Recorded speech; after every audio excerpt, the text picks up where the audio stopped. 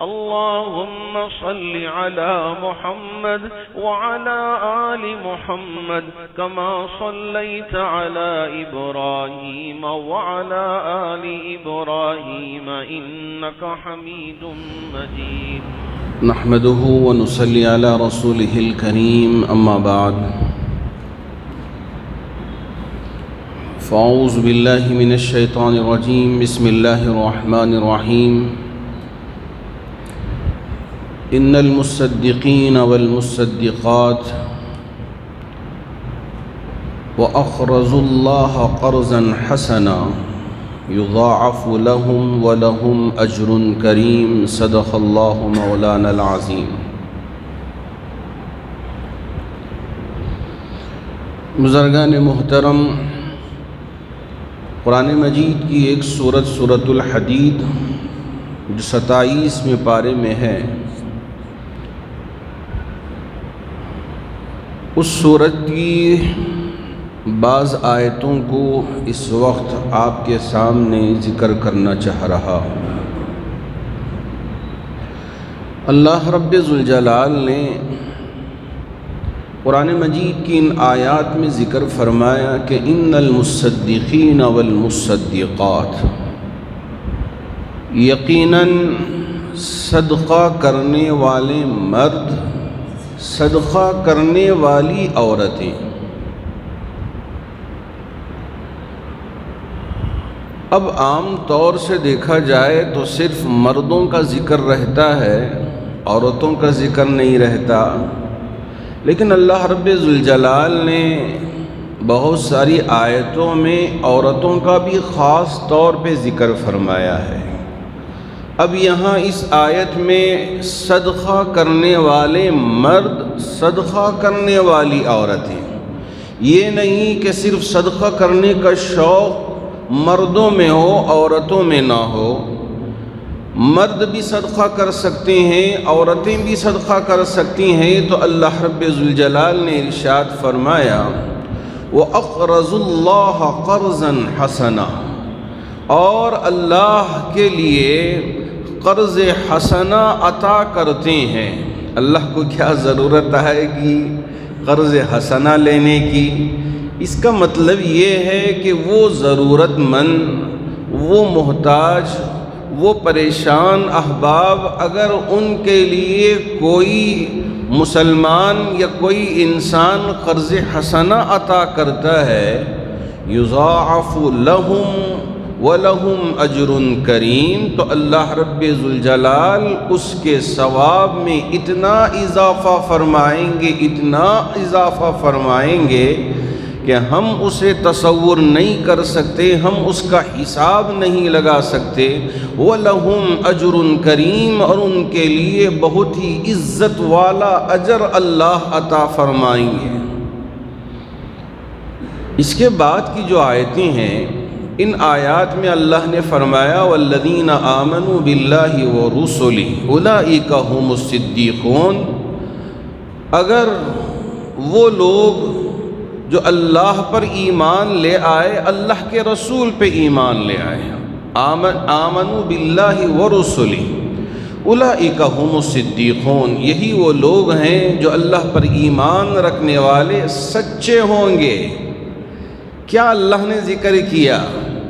ایمان لانے والے اللہ اور اللہ کے رسول پر یہ سچے ہوں گے، جھوٹے نہیں ہوں گے۔ اسی لیے اللہ کے رسول علیہ السلام نے فرمایا تھا کہ جو مسلمان ہوگا وہ کبھی جھوٹ نہیں بولے گا۔ لیکن آج ہم دیکھ رہے ہیں کہ ہمارے بازاروں میں یا میرے اللہ جھوٹ پر جھوٹ، ہاں سچ بولنے والے، سچی تجارت کرنے والے یہ احباب بھی ملتے ہیں، لیکن بہت سارے ایسے احباب ہیں یہ سوچتے ہیں کہ ہم جھوٹ بول کے تجارت کر لیں، کیا ہو جائے گا، چلو تھوڑا خوب نفع ملے گا، کوئی نقصان نہیں ہوگا، توبہ کا دروازہ کھلا ہوا ہے، جب پیر قبر میں لٹک رہے ہوں تو اس وقت توبہ کر لیں گے۔ اب جتنی عیاشی، جتنی حرامی پن اور جتنی دوسری چیزیں کر سکتے ہیں کر لیں، دھوکہ دینا چاہیں دھوکہ دے لیں، ایک ایک چیز کو تین دفعے بیچنا چاہیں بیچ لیں، اور عیبدار چیز کو عیب چھپا کے بیچنا چاہیں بیچ لیں۔ اللہ رب ذوالجلال نے فرمایا جو ایمان والے ہوں گے اور اللہ کے رسول پر ایمان لانے والے ہوں گے، اولئک هم الصدیقون، یہ سچے لوگ ہوں گے، والشہداء عند ربہم، اور اللہ کی بارگاہ میں یہ گواہ بنیں گے کہ یہ اے میرے رب یہ لوگ ایمان لے کے آئے، یہ تیرے احکامات پر عمل کیے، تیرے نبی کی شریعت پر عمل کیے، یہ گواہی دیں گے۔ والشہداء عند ربہم لہم اجرہم ونورہم، اگر ایسی زندگی انہوں نے دنیا میں گزارا کہ سچائی کے راستے پہ چلے، اللہ کے احکامات کو بجا لایا، نبی کی شریعت کو اپنایا، اللہ پر بھی ایمان لایا اور نبی کے راستے پر بھی چلتے رہے، لہم اجرہم و نورہم، اللہ رب ذوالجلال یہاں دنیا میں بھی ان کے لیے اجر عطا کریں گے، اور یہاں اور آخرت میں بھی ان کے لیے ایمان کی ایسی روشنی عطا فرمائیں گے، اللہ رب ذوالجلال ان کے لیے ایسے باغات عطا فرمائیں گے جس کا ہم یہاں اندازہ ہی نہیں کر سکتے۔ والذین کفروا وکذبوا بآیاتنا، ہماری ان ساری آیتوں اور ہماری ان ساری نشانیوں کا یہ انکار کرتے ہیں، اللہ کی یہ قدرت جو کھڑی ہوئی ہے ان ساری چیزوں کے یہ منکر ہو گئے، انکار کر بیٹھتے ہیں۔ والذین کفروا، انکار کرتے ہیں ہماری ان نشانیوں کا،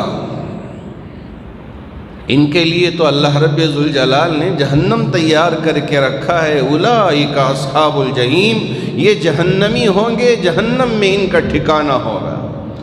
یعلموا انما الحیاۃ الدنیا لعب ولہو، اللہ رب ذوالجلال نے یہاں انسانوں کو اور مومنوں کو اور مسلمانوں کو سمجھانا چاہا، جان لو انما الحیاۃ الدنیا لعب ولہو، دنیاوی زندگی یہ لعب بھی ہے، کھیل کود، اور اسی طرح لہو بھی ہے کہ لہو لعب وزینت، اور اس کی یہ خوبصورتی شیطان خوبصورت بنا کے دنیا کو دکھائے گا، لیکن مال کمایا، اس مال کے کمانے کے بعد اس کو غلط راستے میں استعمال نہیں کیا تو یہ مال اس کے لیے جنت میں جانے کا سبب بن جائے گا۔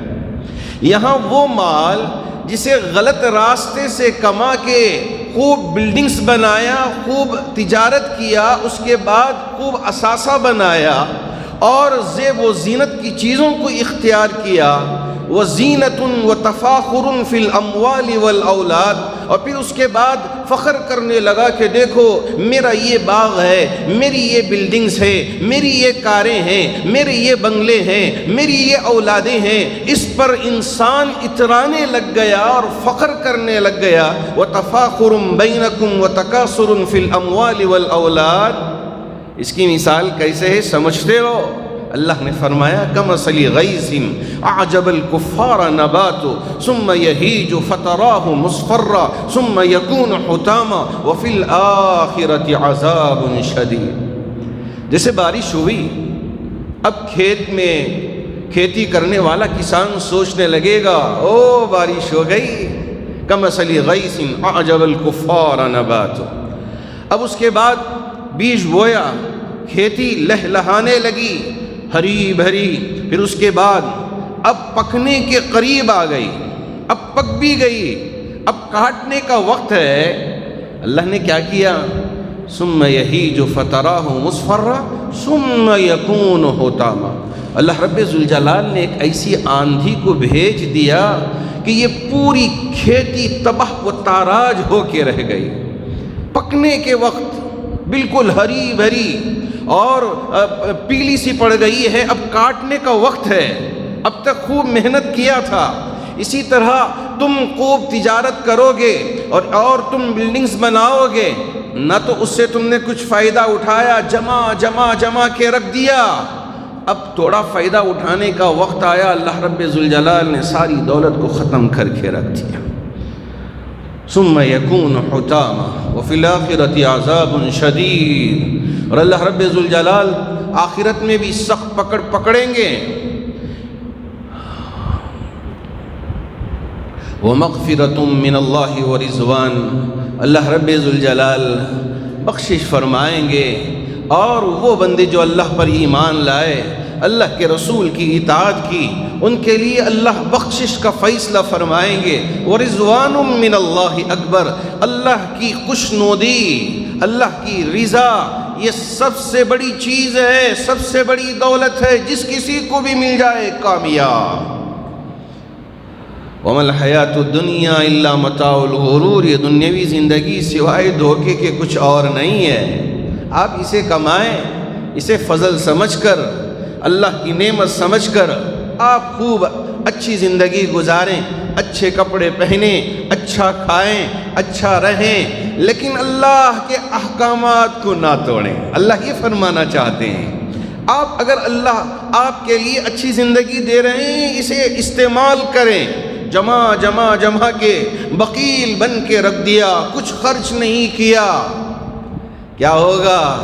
نہ یہاں کام آئے گی وہ دولت، نہ وہاں کام آئے گی، یہاں بھی بربادی وہاں بھی بربادی، جا کے خبر کے گڑھے میں سوئیں گے، نہ وہاں کام آئے گی نہ آخرت میں کام آئے گی۔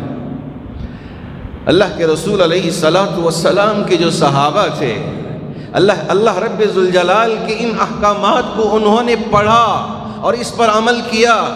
ایک دفعہ میرے آقا تاجدار مدینہ احمد مصطفیٰ محمد مجتبیٰ صلی اللہ علیہ وسلم ایک مجلس میں بیٹھے ہوئے تھے، ایک نوجوان آیا، حاضر ہوا، اللہ کے رسول علیہ السلام سے عرض کیا، یا رسول اللہ صلی اللہ علیہ وسلم، میرا ایک کھجور کا باغ ہے، میں اس کھجور کے باغ کو کمپاؤنڈ ڈالنا چاہتا ہوں، کمپاؤنڈ کی دیوار بنانا چاہتا ہوں۔ میرے جو پڑوس میں جس کا باغ ہے، اس کا ایک درخت جہاں میرے کمپاؤنڈ کی دیوار آتی ہے، وہاں اس کا ایک درخت آ گیا ہے۔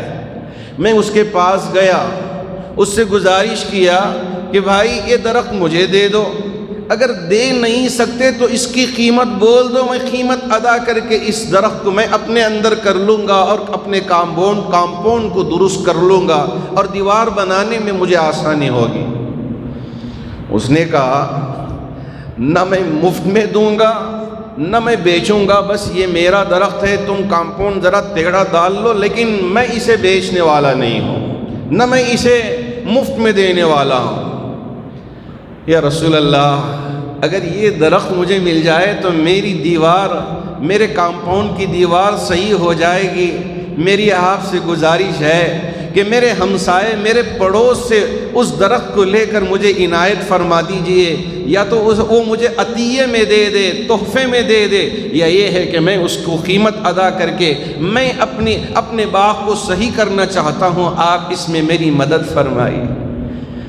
اللہ کے رسول علیہ السلام، امام الانبیاء، لوگوں کا حق ادا کرنے والے، ایک کوئی اپنی فریاد لے کے آتا تو اس کی فریاد کو سن کے آپ علیہ السلام لوگوں کو بلاتے، ہے اس پہ کوئی نام و نمود نہیں، کوئی تجارت نہیں کہ میں نے یہ معاملہ کر دیا ذرا پیسہ دے دو، یہ خدمت سمجھ کے اللہ کے رسول علیہ السلام انجام دیتے تھے، اس پہ کچھ پیسہ نہیں ہے۔ آپ علیہ السلام نے اپنے صحابہ میں سے ایک صحابی سے کہا، جاؤ اس پڑوس کے مالک کو لے کے آؤ یہاں، گئے لے کے آئے۔ اللہ کے رسول علیہ السلام نے عرض کیا، بھائی ایک درخت ان کو دے دو، اگر نہیں تو اس کی قیمت لے لو۔ اس نے کہا، نہیں یا رسول اللہ، میں نہیں دے سکتا، نہ میں اسے بیچ سکتا ہوں۔ اللہ کے رسول علیہ السلام امام الانبیاء تھے، رحمت للعالمین تھے، آپ نے ایک اچھا آفر دیا، کہا آپ علیہ السلام نے، بھائی اس درخت کے بدلے میں اگر اللہ رب ذوالجلال تمہارے لیے جنت میں ایک ایسا درخت عطا فرمائے کہ جس کا سایہ اتنا پھیلا ہوا ہو کہ ایک گھوڑے پہ سوار ہو کر 100 سال گھومتا رہے لیکن اس درخت کا سایہ ختم نہ ہو، کیا وہ درخت لینا چاہو گے یا یہ درخت دینا چاہو گے؟ کیا کریں، بعض کو وہ نعمت نہیں مل سکے گی۔ اس نے کہا نہیں یا رسول اللہ، میں اس درخت کو نہ بیچنا چاہوں گا نہ دینا چاہوں گا، بس میرے لیے بارگاہ نبوی سے اٹھا چلا گیا۔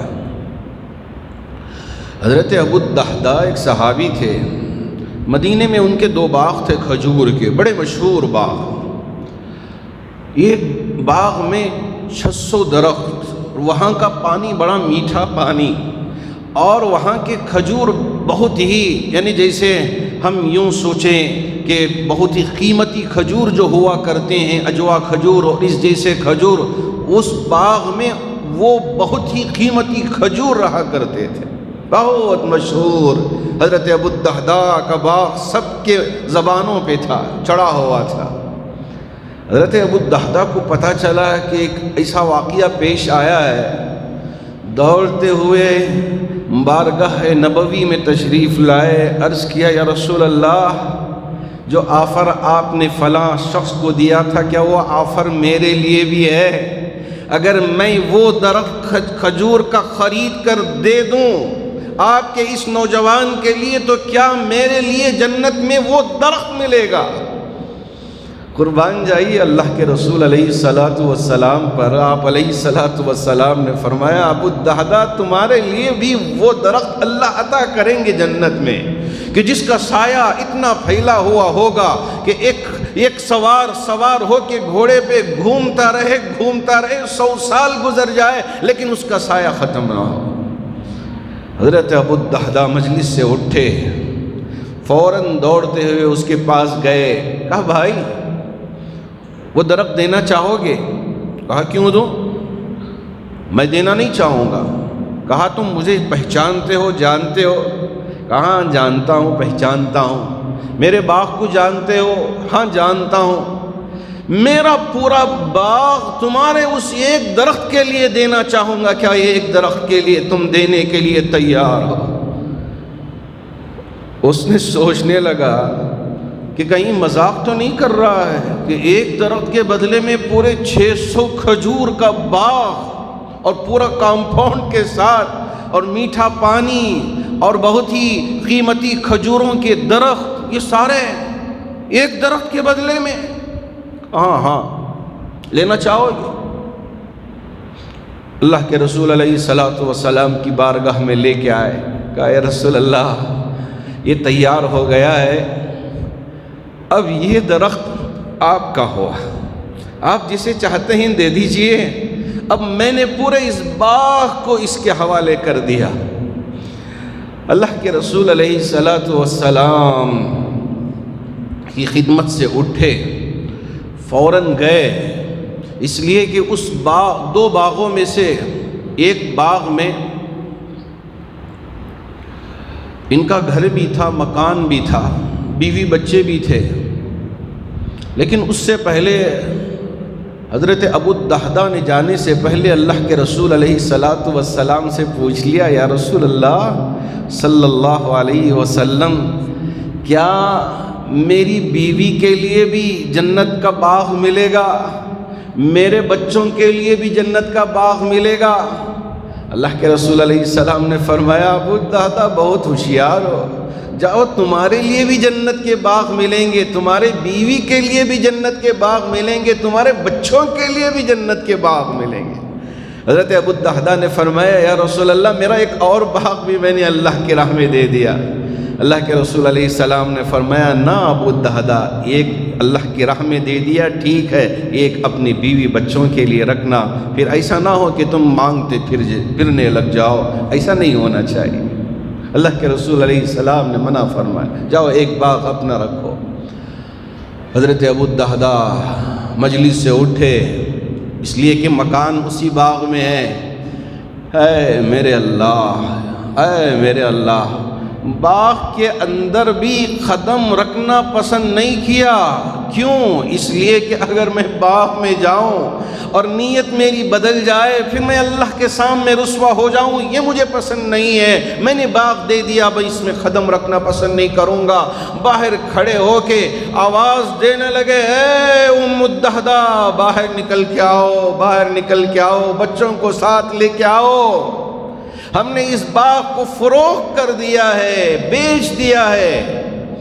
حضرت ام الدہدہ گھر سے باہر نکلی اور آ کے حضرت ابو الدہدہ کے قریب پہنچی، باغ کے باہر، کہا کہ کیسے سودا کیا، کیسے سودا کیا؟ حضرت ابو الدہدہ نے فرمایا، میں نے جنت کے باغوں کے بدلے میں دنیا کے اس باغ کو بیچ دیا ہے۔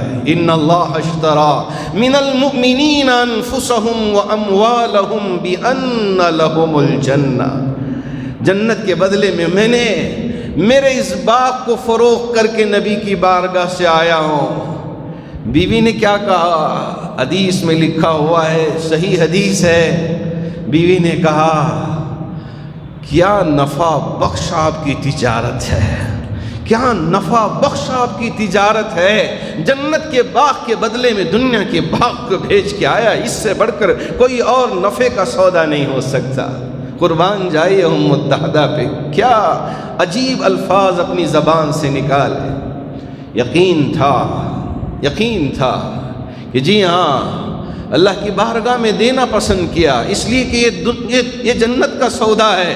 اللہ کے رسول علیہ الصلوۃ والسلام نے جو وعدہ کیا تھا وہ ملنا یقینی ہے، اس پر یہ ایمان رکھتے تھے، اس لیے دے کے آ گئے، سودا کر کے آ گئے، باغ میں قدم رکھنا بھی پسند نہیں کیا۔ یہ ہے انفاق فی سبیل اللہ، اللہ کے راستے میں خرچ کرنا، اللہ کے راستے میں دے دینا۔ اللہ کرے کہ اللہ ہم کو بھی اس بات کی صحیح سمجھ عطا فرمائے، ایسا ہی جذبہ کہ ہمارے بہت سارے وہ احباب جن کے لیے اللہ نے مال و دولت عطا کیا، ابھی بنی گپا میں جامع مسجد ٹرسٹ کے طرف سے جو دارالقرآن کی عمارت کا تعمیری کام ہوا اور گزارش کی گئی ٹرسٹ کے طرف سے یہ کام ہے، اللہ کے نیک بندوں نے اپنا حلال مال استعمال کر کے اس کی تعمیری کام میں حصہ لیا، اور یہاں کی جو ضرورتیں تھیں پنکھے لگانے کی اور لائٹ لگانے کی اور اسی طرح پینٹ کرنے کی، دیوار بننے کی، سیمنٹ کی، مختلف ضرورتوں کا تقاضا جب رکھا گیا، اس لیے کہ لاک ڈاؤن کا زمانہ، تجارت نہیں چل رہی ہے، ایسے مشکل وقت میں بھی جامع مسجد ٹرسٹ کے طرف سے ہمارے احباب کے سامنے تقاضا رکھا گیا۔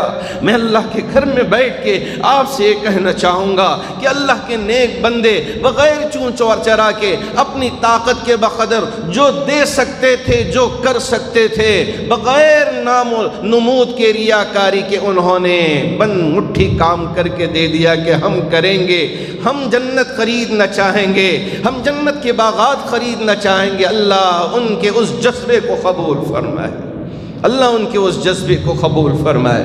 میرے نبی نے خوشخبری سنائی کہ جو یہاں خریدنا چاہیں اپنے مال کو دے کر جنت، وہ ان کے لیے جنت ملے گی۔ من ذا الذی یقرض اللہ قرضا حسنا فیضاعفہ لہم، اللہ رب ذوالجلال نے قرآن میں فرمایا کون ہے جو اللہ کے لیے قرض دے سکے۔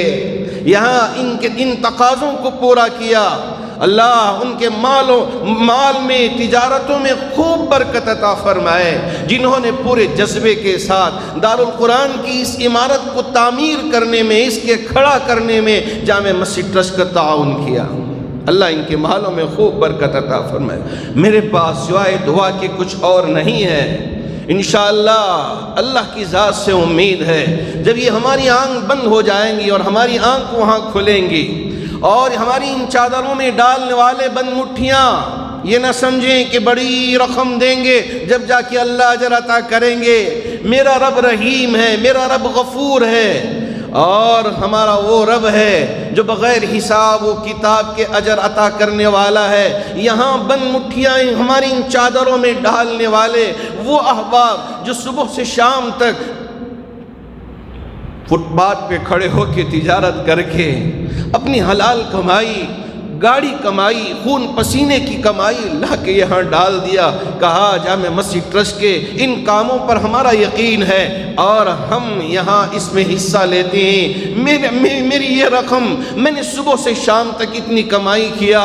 میں نے ان احباب کو بھی دیکھا ہے جنہوں نے یہاں فٹ پاتھ پہ کھڑے ہو کے تجارت کر کے پہلے ہی سے حساب لگا کے اتنی رقم الگ کر کے لا کے بند مٹھی ان چادروں میں ڈال کے جاتے ہیں تاکہ اللہ کے گھر کا کام ہو، یہاں ایک یہ قرآن کا گھر بن جائے اور یہاں سے قرآن کی صدائیں بلند ہو۔ اللہ ہمارے ان دینے والوں کو بے انتہا قبول فرمائے، بغیر حساب و کتاب کے اجر عطا فرمائے۔ اللہ کی خوشنودی، اللہ کی رضا ہمارے ان تمام بھائیوں کے لیے مقدر فرمائے۔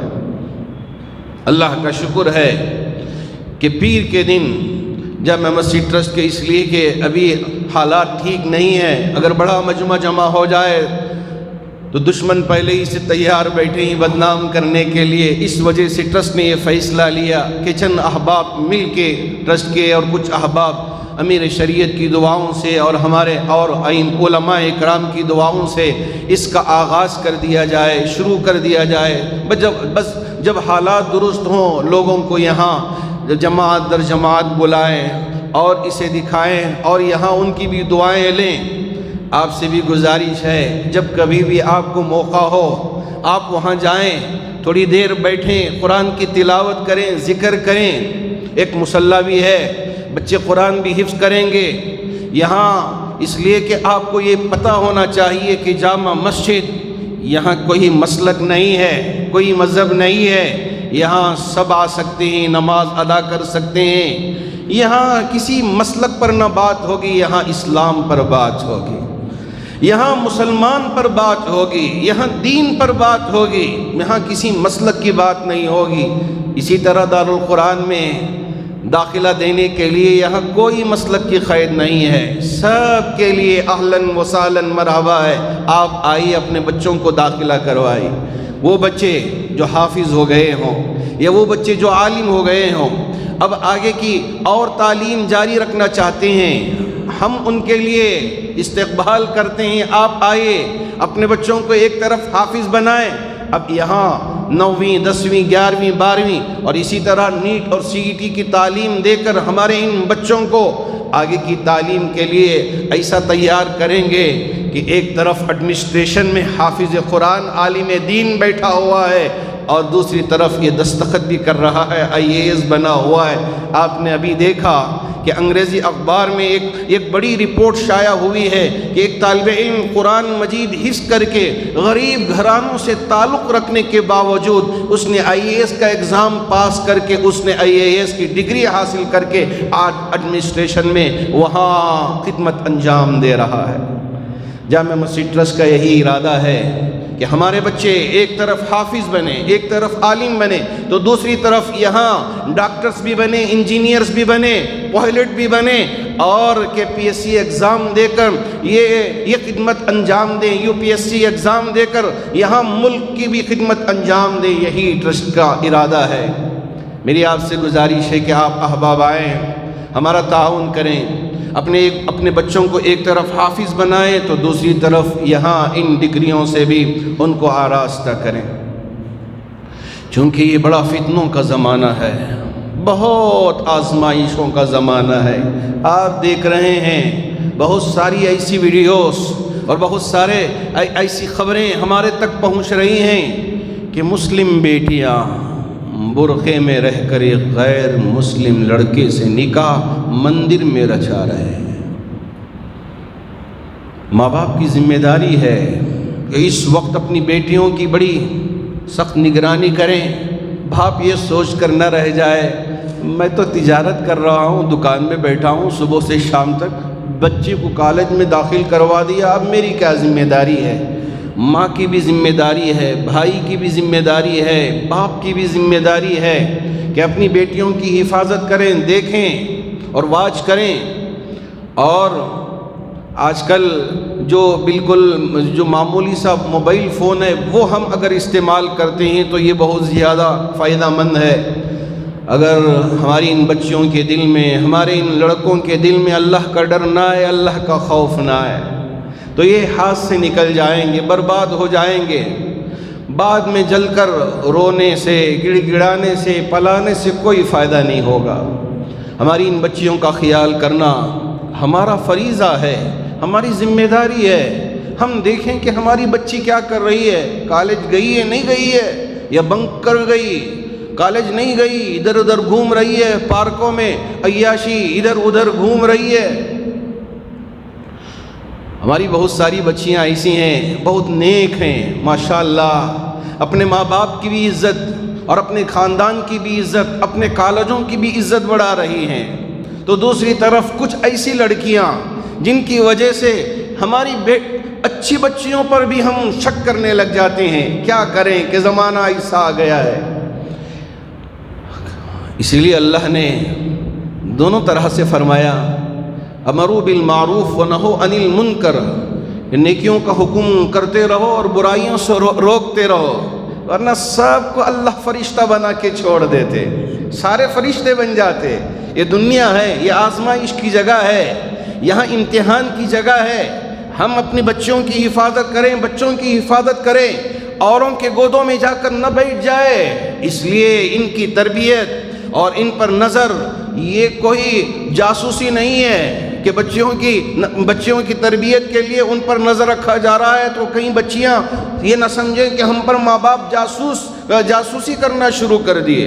ایسا ہرگز نہیں ہے، یہ تربیت ہے تاکہ میری بچی کہیں بگڑ نہ جائے، کہیں غلط راستے پر نہ چلے جائے، میرا بچہ نہ بگڑ جائے، غلط راستوں پر نہ چلا جائے۔ ایمان سے بڑھ کر کوئی اور دولت نہیں ہے، ایمان کا سودا کبھی نہیں ہو سکتا۔ فرعون کی وہ خادمہ، یعنی فرعون کی بیوی کی وہ خادمہ، کھولتا ہوا تیل جب بھی پڑھتا ہوں بدن کے میرے رونگٹے کھڑے ہو جاتے ہیں کہ وہ ماں جو دودھ پلا رہی ہو اپنی بچی کو، اور ایک بچی وہاں کھیل کودنے کے قابل ہو، کھولتے ہوئے تیل کے قریب رکھ کر کہا جا رہا ہے، کہو کہ میں تیرا معبود ہوں، میں تیرا خدا ہوں، ورنہ اس بچی کو تیل میں ڈال دیا جائے گا۔ اس نے یہ انکار کر دیا کہ میں میرے رب کا انکار نہیں کر سکوں گی، میرے ایمان کا سودا نہیں کر سکوں گی، جو کرنا چاہتے ہو کرو۔ ماں کی آنکھوں کے سامنے کھولتے ہوئے تیل میں چھوٹی سی بچی کو ڈالا گیا۔ اتنا ہی نہیں بلکہ وہ دودھ پیتی بچی کو بھی کھینچ کے ماں کی چھاتی سے تیل میں ڈال کے جلایا گیا۔ اخیر میں ایک خواہش ظاہر کی کہ مجھے بھی اسی طرح ڈال دو، مجھے کوئی پرواہ نہیں، لیکن ایمان کا سودا نہیں کر سکتی، میں میرے رب کو چھوڑ نہیں سکتی، میں ثابت قدم رہوں گی، لیکن ایک گزارش ہے کہ ہم سب کی ہڈیوں کو ایک جگہ دفن کر دینا، ایک جگہ دفن کر دینا۔